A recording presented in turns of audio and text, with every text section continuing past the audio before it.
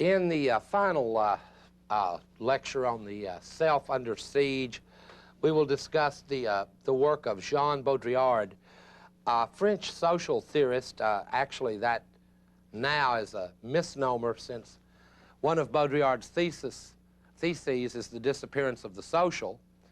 Baudrillard is perhaps the most important theorist that can be characterized as postmodern. And I have spent a lot of time, in fact, in a previous lecture series, discussing the postmodern. I'm going to give a very brief characterization of it and then discuss Baudrillard's relationship to it.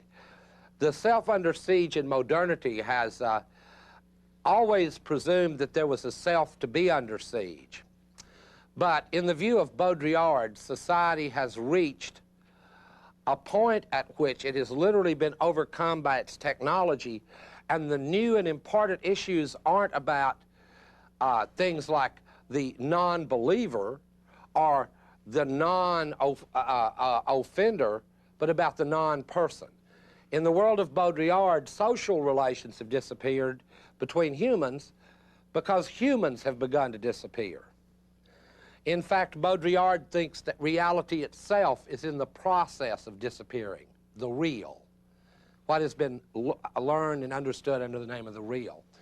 All these outrageous things I've just said are worked out in a brilliant series of books which draw a lot of their power from many of the phenomena we see around us. So one way to discuss Baudrillard is to run through some of these phenomena. What Baudrillard is doing is basically to trace the symptoms and tendencies of the trajectory of the postmodern. If we were really in a postmodern society, we wouldn't still be discussing things like the self under siege or the real. They would simply have disappeared. There we would be, in a way, transparently communicating one with another, as in an earlier example when I talked about the stock market crashing due to the computer rationality. Well, if we had really reached the postmodern in its fullest sense, the way Baudrillard uses it, it would be the computers unplugging us and not the reverse. The postmodern is a blurring of the lines between human beings and machines, a blurring of the line between reality and image.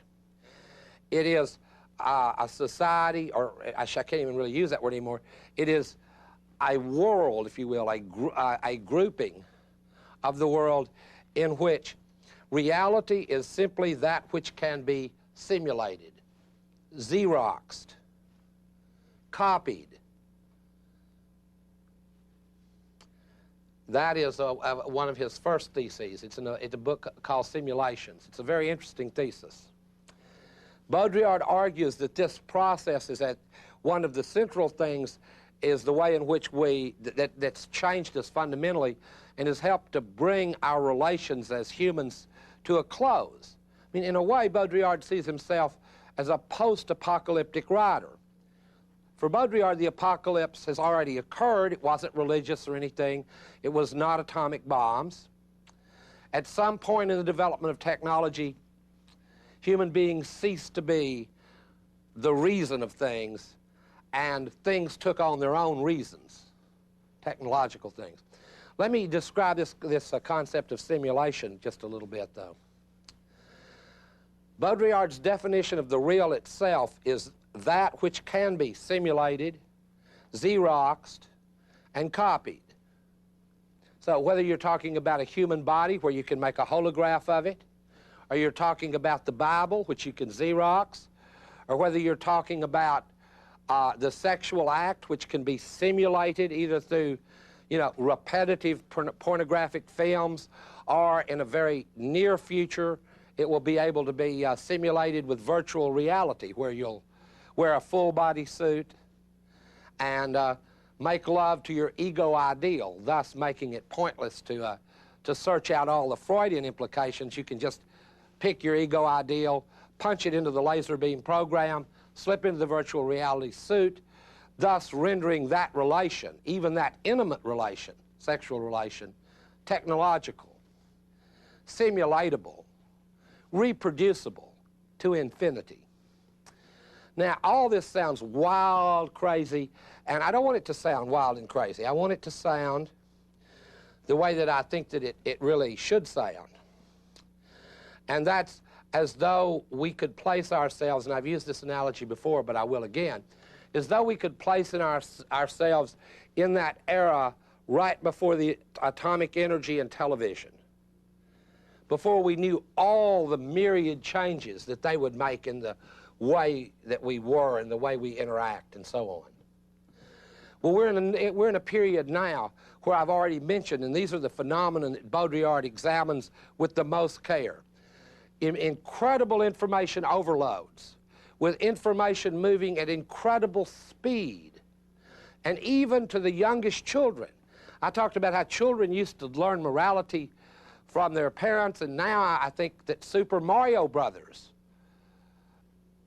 they spend much more time with Super Mario Brothers and are much more like emotionally involved with Nintendo than they are with their aunts, their uncles, their mothers, and their fathers. I asked one of my children, "Why are you yelling at a machine?" when he began to bang his Nintendo. And he looked at me as though I were a being from another world. And because of that, there is a postmodern trajectory. I am from another world. I'm still, as it were, caught in the modern. He's not. Why not be emotional with a machine? His peers are machine-like. We've already discussed that. I mean, in fact, what he sees on the Nintendo screen is his thrill of the day. That's the most active he's seen any simulated image that day. Now, simulation, this society didn't just come from nowhere, the society of simulations and of spectacles. Baudrillard actually builds his work on a foundation, again, that comes out of the Marxist tradition. Guy Debord wrote a book in the 60s called The Society of the Spectacle. And what it was about how when capitalism reached a certain level of accumulation, commodities began to detach themselves and become images.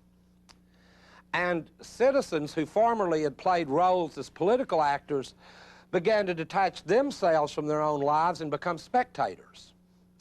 So, for example, you could say, well, instead of like going to a family reunion now, we'll just rent, you know, a Steve Martin Father of the Bride movie. It's just as good, and so on, and you meet the same kooky characters that you actually know.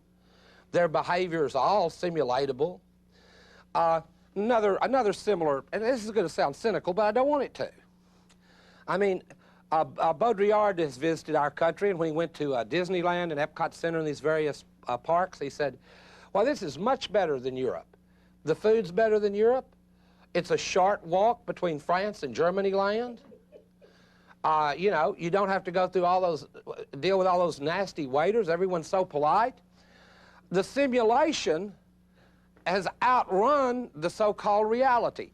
That concept in Baudrillard he calls the hyperreal. Hyperreality is more real than real. This is it actually sounds, if some of this sounds like advertising slogans, good, because in Baudrillard, the heritage of philosophy and social theory has passed over into advertising and television. So if it sounds superficial, good, because the theory, the world that he looks at has become superficial and banal. If it sounds hokey, like a salesman's pitch, good. The world he describes is the world of Jurassic Park, not of Dante. So that is all evidence on the side of Baudrillard if you follow the argument deep enough and with enough clarity. Okay, let me explain the hyperreality. This is an important concept in Baudrillard. In Baudrillard, we've already said reality is simply that which can be simulated. Can't be simulated, not real. But more real than real is a reality, and I guess I could give you, again, I hate to use these movie examples if you haven't seen the movies, but in A Clockwork Orange, there's a great line that anticipates the postmodern when the character played by Malcolm McDowell says, it's funny how blood isn't really blood until you video it on the screen, until you see it on a movie screen. In real life, it looks kind of brown and mucky. On the screen, it looks like more real than real blood. And this sense of the sort of hyper-reality we get with cinema, we get with television and so on, is another phenomenon Baudrillard wants to examine. And I think that here we get, and I mean, I guess my politics are showing again, but here we get the phenomenon of Reagan, the hyper-real president, more real than real. I mean, he's better at being Harry Truman than Harry Truman. I mean, the distinction about what he is lost in the hyper-reality of his smile, which, like the Cheshire Cat's, just gleams across his face. And we get for the first time a phenomenon never known in polling, which is the phenomenon of not liking a person, but of liking a person. This is a sign you're dealing with the hyper-real. Let me go over that again. Reagan's popularity was popular. When you went through the various traits of Reagan and what Reagan stood for and his policies and so on, vast numbers of people disliked nearly all of them. What was popular was his popularity. So, and I don't think that Reagan's alone in this. Show business figures have this same thing go on for years. I can't remember the last Michael Jackson song that I even listened to. Or my kids, who also don't like Michael Jackson. But he's popular, but not in the old sense. It is a hyper-popularity, if you follow me. It is popular that he's popular. Madonna has learned to live and create herself on the curve of the postmodern by making it her goal to be more popular than popular, by having her popularity the topic of popularity. I mean, we've found out that she can't particularly act or sing. She is not built well enough to be a true cybernetic sex symbol for this period. And yet she manages, because of her understanding of this situation that Baudrillard calls the hyper-real, to stay on this curve of popularity. Hyper-reality, of course, affects us across many different spectrums. And it's built on the real. It is not as though the hyper-real could get by without injections of reality in it. It requires, and this is not a principle from Baudrillard, but one that I have realized from watching a lot of television, you have to have injections of reality in order to keep the images afloat occasionally. In fact, one of the new strategies adopted by television, and it serves two functions. One is a cost function, are these reality shows. They've realized that we've become, as it were, too intoxicated with hyper-reality, with, Kojak and Super Cops and so on. So now we just have shows like Cops, where you just go to Fort Worth and film a bunch of cops being cops. That serves a good, intelligent economic interest because you don't pay cops much just for being cops. It's not that lucrative. And it injects, well, is it reality? Well, it is compared only to this scale of hyper-reality and only under the sign of being whatever can be simulated. We have just had our first simulated trial. Not our first, but the first televised one that caused a riot. Rodney King, where the events are videotaped, the trial is shown on television, the effects are all televised, and how anyone can find themselves around in these new phenomena and pretend that nothing new has happened, that frustrates both Baudrillard and myself. I mean, he's not right about everything, but clearly something's different when we're in a world like that one, like this one. Clearly something significant has changed. And it has affected the very nature of what selves are, what humans are, what subjects are. When I talked about how my students had no dreams, I mean, what is there left to dream? When I was a kid, I dreamed about dinosaurs. I had a little Walt Disney dinosaur book. Why would I need to dream about dinosaurs now? Steven Spielberg has made them. He's filmed them. They're more real than real dinosaurs. They're hyper-real. You would be disappointed if you saw a real Tyrannosaurus Rex after the movie.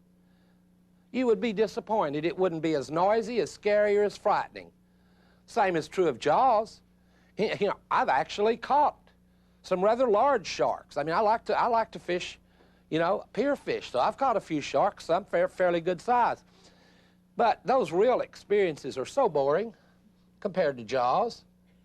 I mean, Jaws is a hyper-real experience. Now, the only way, I mean, there's no systematic way to discuss Baudrillard because these things are not systematic. These are the shifting, contingent ways in which cultures change and the people who draw their meanings from them change as the cultures change. So all we can do here is point to certain exemplary phenomena. So let me pick out some more. We've discussed hyperreality and simulations. Let me move on. Baudrillard wrote a wonderful piece about the Gulf War. The name of the piece was "The Enemy Has Disappeared." And now, I don't want you to think that I believe what I'm about to say is my own position. I'm just giving you Baudrillard's. Because I don't think the Gulf War was planned as deeply as he does in the regards that he thought it was. Baudrillard was offered a job by a French newspaper to cover the war. So, of course, he agreed on condition he not go to the Gulf because he wanted to cover it on CNN where it would really happen. Follow me? I mean, the war would really, who won or lost would be told to us on CNN. We won't know who won or lost anywhere else, so to cover the war in the sense of hyperreality, the way to cover it is sitting in one's flat in Paris on CNN. That's how he covered the war. His thesis runs as such. He took the Gulf War very seriously. Baudrillard states that war is real if anything is. I think that's a powerful quote. If anything is real, war is, you know? I mean, if we... It sounds pessimistic, but if there's something we could still attach reality and meaning to it, if it's not war, one would wonder what it was. Because it is just an incredible human event filled with passion, pain, suffering, madness, and all that. If it's not real, what is? If anything at all would be, it would be war.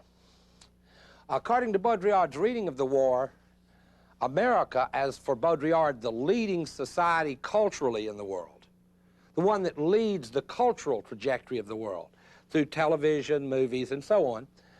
The war that we fought in the Gulf was not directed against the enemy. I mean, as it turned out, the enemy was left not much different than we found them. It was not directed against any enemy at all. The enemy disappeared in the show business. The war was directed against reality. The war was to show us that even war isn't real. The war was to kill the Vietnam syndrome, a war that we remember as real, as a real war. So the way to kill that memory, according to Baudrillard, is to fight a hyper-real war, complete with evening shots of shrapnel falling into Israel, which it turned out a lot of the shrapnel was from the Patriots that were fired up into the sky. I mean, the Scuds were, after all, bad Russian technology, which isn't good technology, and the technology that we had sold them wasn't our best. It's sort of, I mean, to the extent that there was some reality to the war, it was no more complex than the reason that the British won a battle in the 12th century because their bow and arrows would shoot further than the other guys so they could stand further back. Sort of the real part of the war may have been along those dimensions. But the hyper-real part was to watch the nightly Scud watch, the Scud explosions on TV. And it's hard to even evoke the feeling of togetherness the American people had in the glow of the television set, watching, and I mean even the names are straight out of Steven Spielberg. Patriot missiles, blowing up Scuds. I mean, the poetry of the hyper-real is something, I mean, Walt Disney wouldn't do something that hokey. Patriots versus Scuds. I mean, that's worse than Darth Vader or something. I mean, so the Patriots would blow up the Scuds. Of course, later we found out, according to the Israeli military, that there were only, what, 1 or 2 confirmed hits. CNN, of course, showed those over and over and over again to us, so that as we watched the war, since those hits could be simulated, the hyper-real feeling of continuing victory and success of our technology was reinforced daily, capped off by the moral equivalent of a sportscaster's comment at the end of a game every night when the military people would get out and roll out the scorecard for the day. Very much like we do after the Bulls and Phoenix play, and we come out and sort of like the U.S. is Michael Jordan, you know, and the other side is Barkley, and Michael scored 55, Patriot missile shots, and the other side 28, and we won, you know, against the third best team in the world, the third largest army. Well, by the end of the article, I was wondering, I was going, you know, that's just way too cynical even for me. I can't buy that argument. And then I began to think about what the war looked like on TV, and a comment then I just had to start trying to find people who had been in the war. And sure enough, I found someone in Durham who had been, you know, a lot of North Carolina people go to the war. I found a young pilot, and he said, it was very exciting.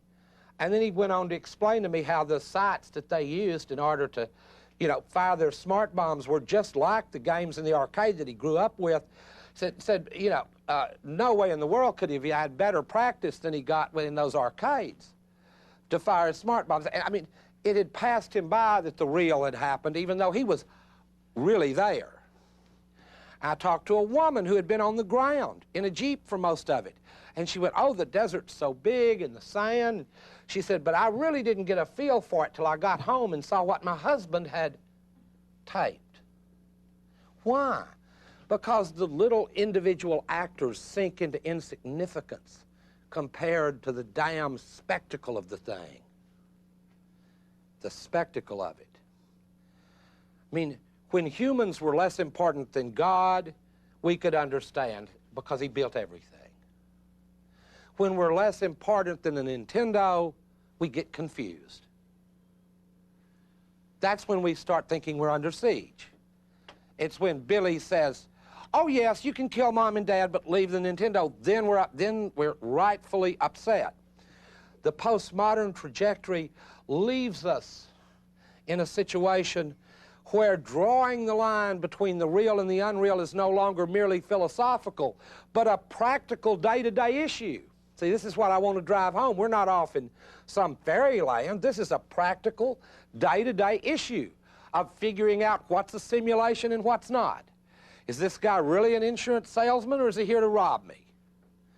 You know, I mean, this is no longer Cartesian doubt that one has to conjure up in a meditation. This is a wide, radical doubt about the very ground beneath our feet, it's the nature of whether it's real or not. Baudrillard says it's best at this point to simply face it that what we are witnessing is the end of the world, the end of human beings, and he thinks that there's no reason to be sad or upset or cynical about it. In fact, Baudrillard calls it the ecstasy of communication. I mean, I'm trying to do this in a kind of ironic way. I don't know how one presents this kind of material. I suggest you read books by this person. I brought one called Fatal Strategies, about things one might do under such conditions.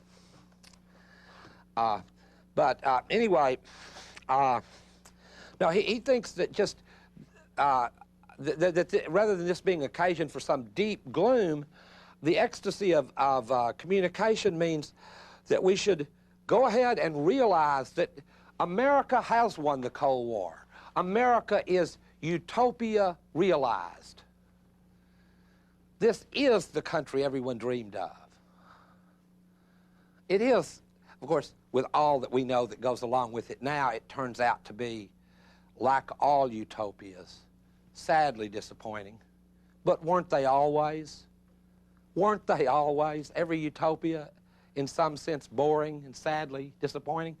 Well, Baudrillard says no, we have to, in spite of this, we have to look upon the end of man the world, and so on, as an opportunity. Because what were these concepts anyway? Like man and world, except concepts by which the world was regulated, policed, mapped, and controlled. All four of which are becoming more and more difficult to do under this situation of rapidly increasing complexity, which I've mentioned many times, and I mean system complexity at every level.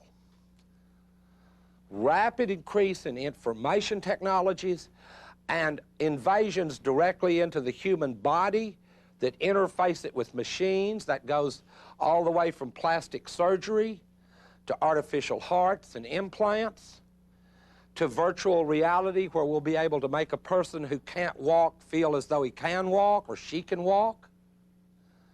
And I mean, this is not a technology I dreamed up. They're trying now to develop cheap, marketable versions of this, as I speak here right now.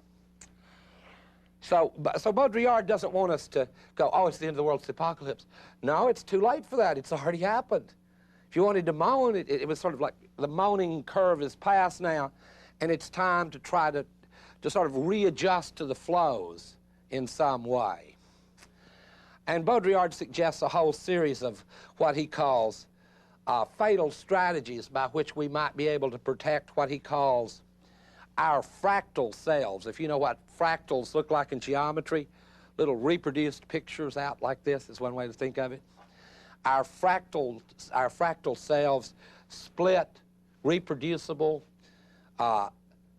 We have life changes now, and they've become not changes in our life. For example, to show you the distance that we've traveled, not like Augustine's conversion to Christianity, when he hears, or thinks he hears the voice of God saying, tole, lege, take, read, and he reads the scripture and becomes a Christian, and then he's a new man. He's born again. No, that's over now. Now we change, all right. We change rapidly. We change, as I said, professions 6 or 7 or 8 times, and we change who and what we are the way we used to change our clothes and our fashion. I mean, there are kids now who get through college and they're 6 different people before their junior year. 2 months as a bohemian, 2 months as a pre-med student, 2 months as a preppy, 2 months as a poet, a month and a half as a journalist, a month and a half as an ecologist, a month, and all the requisite uniforms for it. None of it felt, none of it part of affect. A fad, a personality formed as a fad, as a fashion, as an ornament. I mean, this really doesn't overstate the case for me. Well, one of the sensations this produces is not the sensations of existentialism like dread, despair, and those, but it produces new sensations. Ecstasy is one of them. I mean, you go to see Jurassic Park or an Arnold Schwarzenegger movie for the ecstasy of communication. By that I mean for the pure neural thrill. Wow, a T-Rex, oh, a raptor, and it just runs through you, raptors, T-Rexes, or Arnold just beats up people that, you know, you view as bad or coded as bad by the society, and there's this visceral, ecstatic feel, like when you get your first fax. I mean, this is, in the old days, your first fax, if you will permit me a slight vulgarity, was when you lost your virginity. Now it still is, except now we mean faxing, you know, coming out like this, and it's, people tell little secret stories about it. When did you first fax? That's a different world. You know, if you're a fax virgin, you won't understand it. You haven't lived. Yeah, that's a common story. Faxing has replaced a lot of things. Just fax it to me. No, anyway, so ecstasy is one emotion that's produced by it. But don't think that it's the ecstasy of the sublime that Schiller talked about when one sees either a beautiful landscape or of the other feeling of the sublime that one might associate with standing before the Pietà or the David or something like that. It's not that kind of ecstasy. It's more visceral. It's more direct. It's more like the ecstasy that your children feel when they beat, you know, the worst monster at the highest level of the Link 2, you know, one of those new video games. And they beat the big monster, and there's just a visceral, neural thrill of ecstasy. What this may cause in some of the older generation like myself, I've already admitted that I'm still modern. I'm just trying to trace out the postmodern trajectory and look at it. I mean, my kids will have to live in more of it than I will ever see, so I'm trying to understand it and think about it as much as I can. And a sense you get is one that resembles Vertigo. How many of you have seen Vertigo, the great Alfred Hitchcock movie? You know, that sort of sickly sense that you're twisting above sort of abysmally too much of something. This seems to me a fine sort of mood characterization for the postmodern trajectory, a sense of vertigo before all this information. Well, if theses like the ones that I have just described that Baudrillard holds are true, but of course the word true will no longer apply, because we'll be in a setting in which you won't want the true, you'll want the truer than true. You won't even, the false won't even be a good enough lie for you. You'll want the lie better than a lie. I mean, the truer than true explanation. You won't just want Oliver Stone's film about JFK. You'll want the film about how Oliver Stone himself participated in the plot to cover up the real assassins by making the film JFK. So you want the truth about the truth about the truth and all the way down, interminably. Vertigo, that's the sense you get looking down that chain of bizarre stories. And I think that the way people deal with this is interesting. They deal with it as a form of complexity, a word I've used probably too many times. It makes them people caught in this cusp between an old world and an old paradigm that is dying and a new one that it cannot really yet be born. And we find ourselves in that space. And it draws us to people like Ross Perot who say, it's just that simple. It's just that simple. It's just that simple. That's the most powerful political rhetoric in a world with a postmodern trajectory. God, how we would love it if someone could tell us anything was just that simple. And then, of course, when you see a pie chart, you know, oh, a pie chart. I mean, it has more religious meaning now than a crucifix to see a pie chart. I mean, because why is that so popular? Because it reduces complexity. The complexity is very real, but his little sound bites, his little conversations with Larry King help to reduce that complexity, and they put another message in there. Now, I know it's real complicated, but we can fix it. Americans have always fixed it, we can fix it. Well, if Baudrillard's right, we fixed it all right. We fixed it all the way up and down. And I mean, you know, we see other people engaging in this same sort of attempting to reduce complexity. I mean, the political parties, to the extent that they exist at all anymore as anything other than fundraising devices, which I don't know. I don't think they have any ideologies, because in a postmodern situation, who would have an ideology except just as a momentary thing? Like Your Week as a Communist by Susie St. Pierre at Duke. My Week is a Trotskyist. My Week is a Buddhist. My 2 weeks as a follower of the cult of Elvis. I mean, these are papers that you could legitimately expect people to write if they still read or wrote. Not many people still do either read or write much. But in any case, reduction of complexity. Let's look at the political parties for a moment. The Republicans, with their great traditions, have come up with the slogan of incredible sophistication. No more tax and spend. Now, any of you who can quack that one out could be a Republican. And I'm using that in the Orwellian sense of quack. You don't need to engage higher brain functions. All you have to do is say, don't take my money, and don't spend it. Well, except on me and my friends.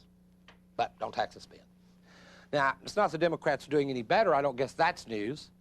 I mean, Clinton is now less popular than Castro. If Castro ran against Clinton, Clinton would lose by a few points. I mean, he wouldn't lose big, but he'd lose, you know, by a few points.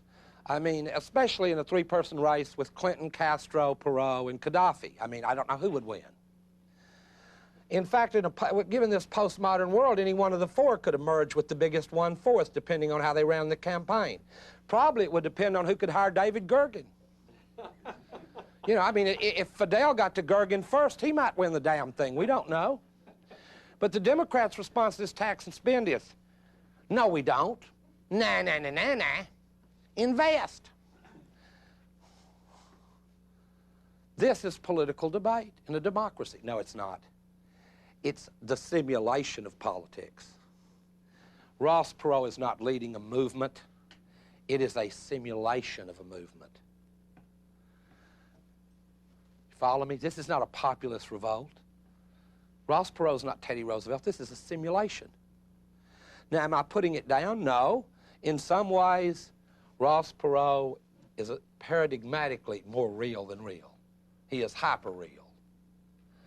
I mean, as opposed to Reagan, he really was a businessman that made millions. You know, I mean, a whole bunch of billions, I think, is fair in Ross's case. And so on. I mean, so in a way, there is more reality to it. In any case, the current political structures are way behind this curve. They don't understand it well at all, in spite of all the talk about the selling of the president. That's very old-fashioned. We all have lived with advertising for years. What we haven't lived with are ads that have more narrative structure and meaning than the programs. And I'll mention a few of those because I think they're interesting. The current McDonald's ads that kind of tell a part of your life story in like a 2.5-minute ad. It's like from when you get married till you have your grandkids till you die, and you get that 2.5 minutes. And then there's a McDonald's thing like, good, I was born, I had kids, I died, in the meantime I got a Big Mac. I mean, this is sort of Gone with the Wind condensed into a short version. It's fast, it's hyper-real, and in the meantime you at least got a Big Mac. And you never will have to be hungry again, you know, reproduced to infinity over and over on videotape, changed to Laserdisc. You can watch Scarlett O'Hara say that 1,000,000 times. If we had the technology right now to do it, we could just have Scarlett back there screaming about Tara while I'm doing this. In any case, if Baudrillard is even onto something, what the postmodern trajectory means is that the self is not under siege, it's lost. It's just lost. And if that's true, then all of the strategies by which ordinary people tried to live decent, good lives are lost along with it. I'm not necessarily going to buy that right away. I'm really not. I do think that the new technologies are going to call forth. I mean, this is why the title of this course has been The Self Under Siege. If I didn't think it was a real, virulent, technological siege and just some thought-up philosopher's dream, this would not have interested me. I mean, I have no interest in that. I mean, what I am interested in is what it's changing the lives of my children and your children and so on. What will shape culture, society, and what we used to call society, culture, and history. That's what I am interested in. If it is the end of the world, I want to know, so my kids and I can enjoy the apocalypse together. If America is utopia realized, then maybe I'll just settle back and go to Epcot Center and forget Switzerland. Just go on the Swiss ride. This may be what I'll do. I doubt it. I don't like it. The war zone, in other words, may not be, in defending the self, may not be any one of the classical ones, like the working class versus the ruling class, the slaves against the masters, oppressed women against a patriarchal society, blacks against whites. No, the struggle in the future may be to maintain the real against the unreal or the hyper-real or the irreal. the desire for experience, and this is, I'm trying to kind of be upbeat about the situation I think we're in. The desire for experience is also the experience for, is also a desire for a kind of experience. What I mean by that is this, that even in these rather, the rather hopeless picture I painted of the young, there remains something like a curiosity about what experience would be like if I could have one.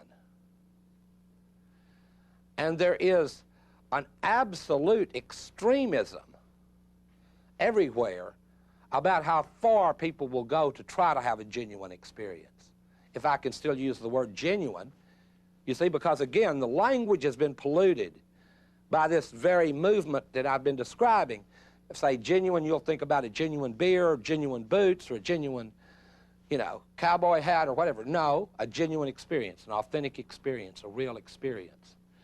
The battle lines may be between anonymous forces that have been unleashed by a technology that grew out of capital, that will be controlled in the hands of not many people, perhaps not, we don't know, and people who still would like to have some experience. This wouldn't make them archaic old fuddy-duddies if they said, hey, look, honey, why not tonight, why don't we really make love, the two of us, instead of getting in our virtual reality sex machines? That may become a revolutionary move in the near future. It may be. It may become interesting if a candidate runs for an office and actually believes one thing. Well, that'd be an incredible new politics. Everybody in America wants a new politics. Well, go out and find somebody that believes one damn thing and run him for something. You'll have a new politics. That's the deficit of experience that hasn't been sucked into this system of images and so on. Now, this sounds extreme, but think of how we're socialized, all of us. Continually bombarded with images from magazines, TVs, newspapers, videotapes. I'm not unaware of where I am. I'm in the circuit too now.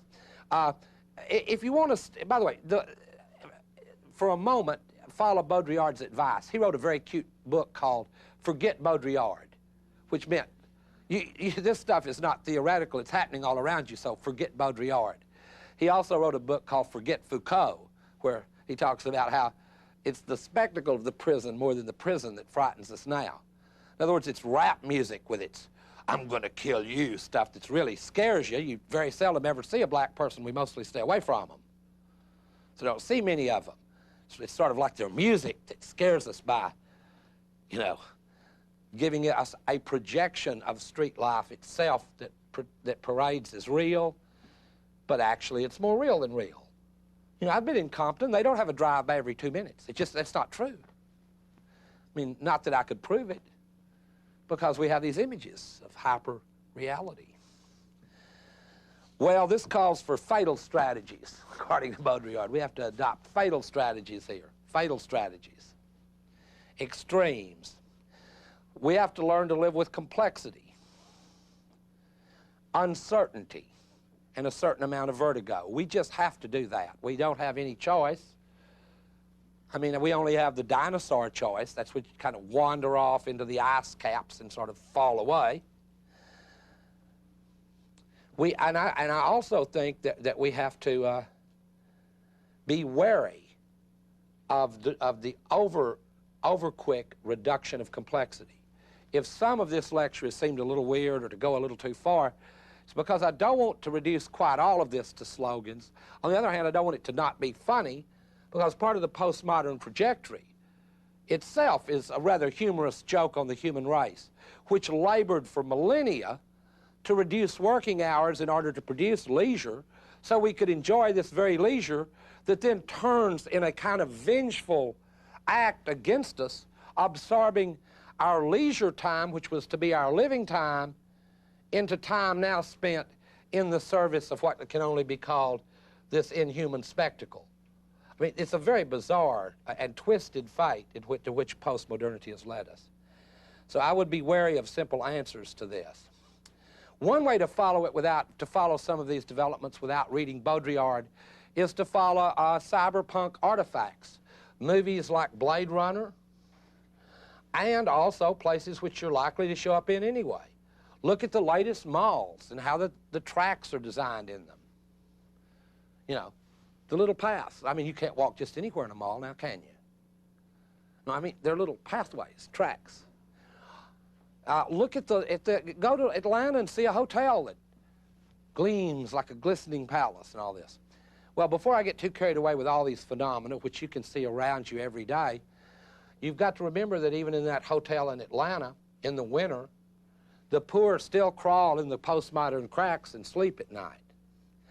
So, I mean, it is not as though that turning the world, as it were, hyper-real has somehow done anything other than make our situation more extreme vis-a-vis those people who have fallen, as it were, out of the loop altogether. There is in this country now the most alarming lack of sympathy for those people who've fallen off the boat, if you know what I mean. People who've somehow slipped off the track. I mean, I'm not sure they want a lot of sympathy, but if they did, there'd be an alarming short supply of it. And I think part of that is because they add still further to the complexity. When I've talked about the postmodern in the way Baudrillard does as a trajectory, I see it as an emergent aspect of our culture. Our culture is still dominantly modernist, rationalized, capitalist, and so on. And to even make things more complex, thirdly, there are residual elements in our culture left over from earlier periods. For example, patriarchy, left over from a past as ancient, perhaps, as the species. Well, I don't know how much further we can go down this road, but in any case, the road, according to Baudrillard, is an endless set of what will it be, fatal strategies, to use his new title. And all we can do is wait and see what will happen. If nothing does, in the sense of the real, Baudrillard will have a kind of confirmation. It's my hope that he will be disconfirmed on the simple grounds that wherever we find power, even the power of the hyper-real, we find counterpower. And where we see an image that reproduces us as inhuman, occasionally we see an image that somehow has the bizarre transcendent power to make us slightly more human again. But it's along that terrain, I think, that the battles and the struggles the self will fight with itself will be fought in the future.